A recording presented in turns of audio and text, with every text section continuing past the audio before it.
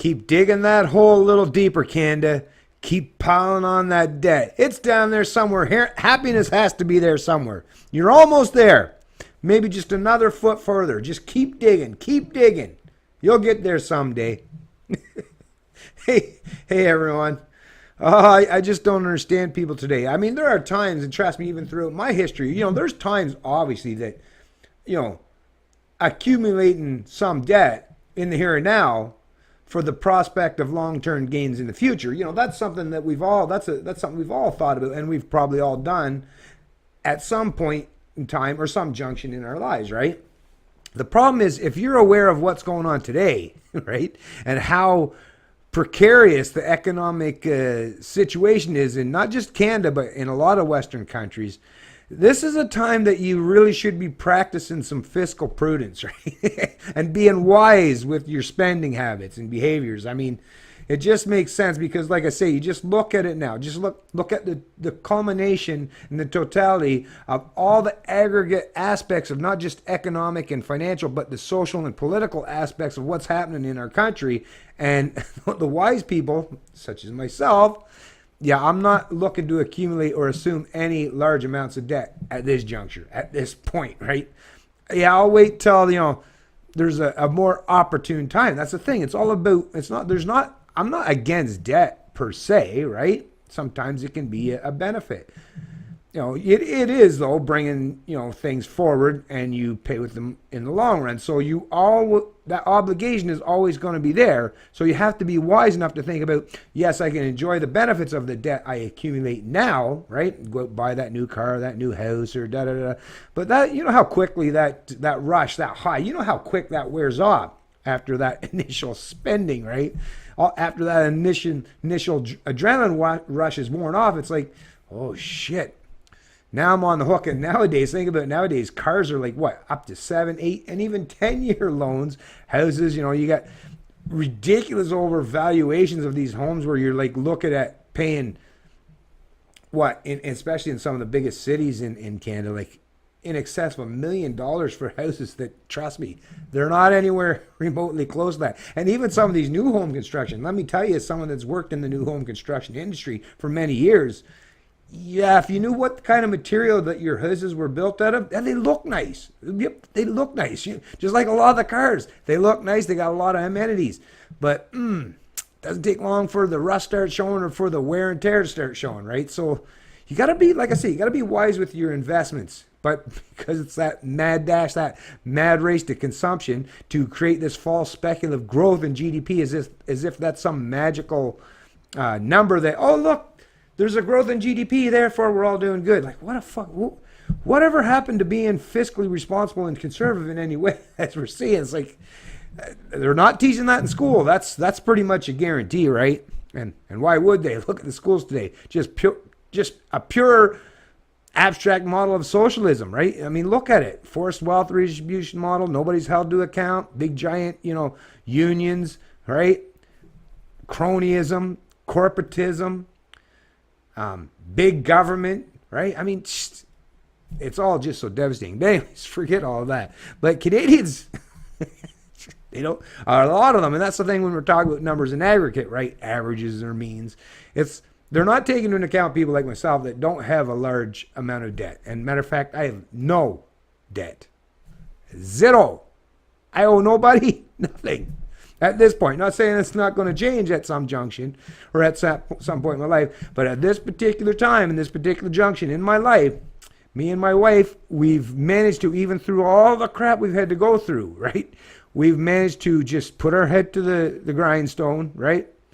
And say, we're going to pay off all our debts, because the other thing that we recognize instinctively, that's another thing I want to help you Canadians with, is all those years, whether you're on the hook for these debt, that means no matter how bad things go in your corporate environment, your business environment, as an employee, right, or an employer, or how things go socially or politically, you're basically got both hands tied behind your back at that point. You have no ability to change different factors or equations in your life because you're on the hook for all this debt.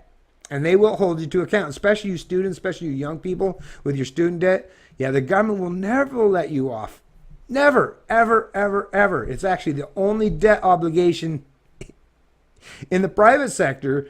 You can go through bankruptcy, right? And after 7 years or so, that kind of stuff can be wiped clean if you do things the proper way.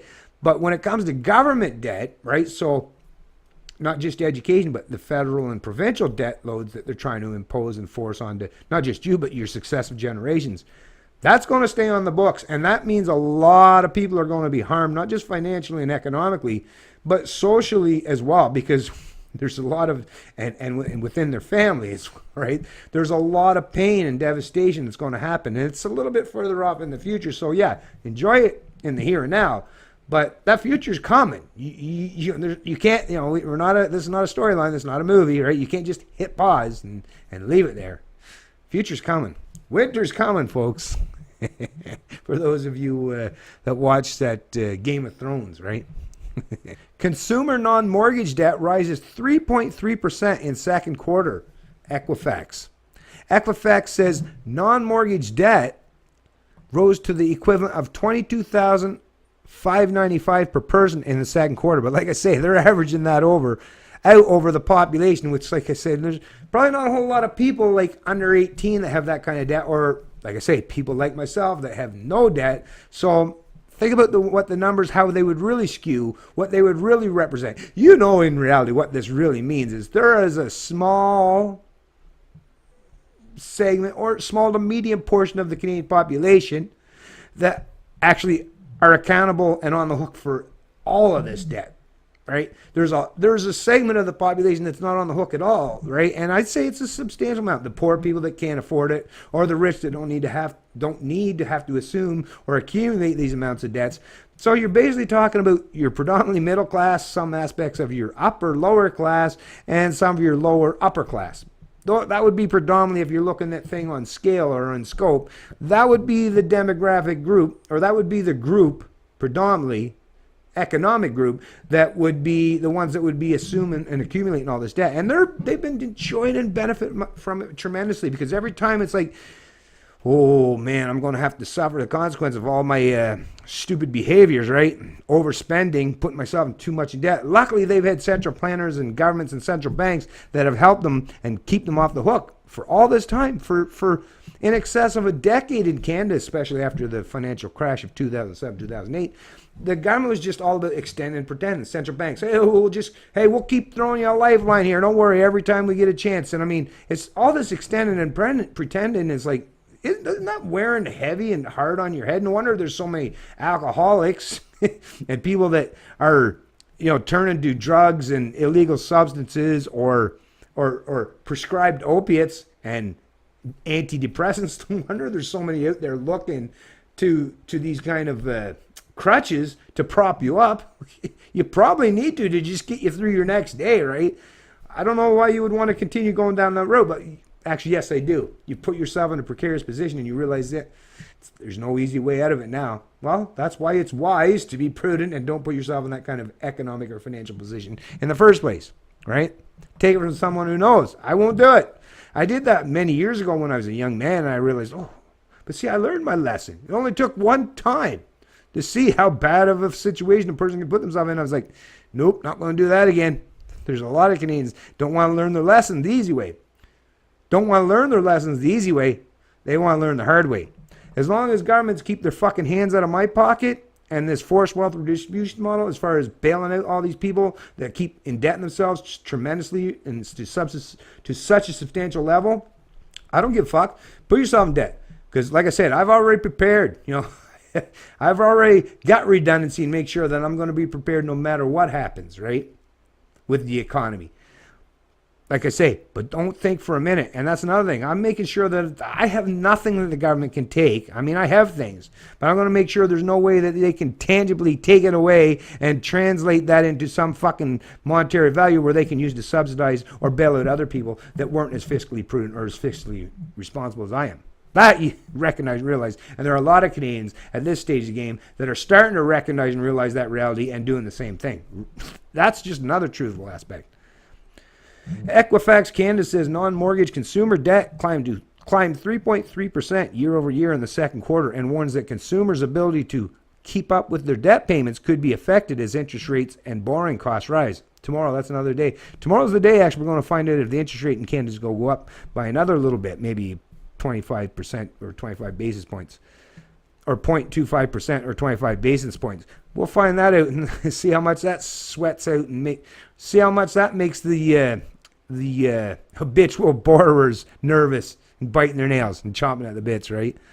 The credit monitoring firm's report comes out a day before the Bank of Canada announces its first interest rate decision since hiking its key lending rate by 1/4 of a point to 0.75 in July. Strong record quarter economic growth figures last week has an increased number of economists predicting the central bank will raise rates sooner rather than later, which could help to curb consumer borrowing at a time when Canadians have record debt loads. So they're admitting, like, central planners affect your psychology and what you should do. But yet people think they're doing it on their own fruition. No, you're being manipulated and centrally controlled. Now, there are people that have the capacity to think outside of that, right? And I thought a lot of Canadians would be wiser than that for the most part, but they disappoint me time and time again when I go out there and speak to them in the public or on the internet. It's like, damn, there are a lot of really foolish and naive Canadians. Sorry about that. Maybe if we would have had a half-decent competitive education system that raised and elevated us all, you would all be on my level. But I digress. Equifax says non-mortgage debt rose to the equivalent of $22,595 per person in the second quarter. Anyways, I'm not going to get into all the little minor fucking details because they're trying to break it down province by province. But like I said, who cares province by province or by the country? It's the people that have this outstanding amount of debt. These are the people, like I say, and they're on the hooks for it all. All right? I'm sure it's not going to. And even though the Canadian government and the central bank might want to try to make us be forced to have or may try to force these obligations onto me or my children or my grandchildren. Let me tell you, humans are quite genius in that aspect as far as protecting themselves from this kind of stuff. And trust me, there will be a way that this will never come to fruition where these people will be able to force these debt loads onto the responsible people in Canada. Not going to happen. Anyone that pretends otherwise or thinks that that will happen, yeah, I got some oceanfront property in Arizona I want to sell you, right? It's Canadian Libertarian, and I love liberty.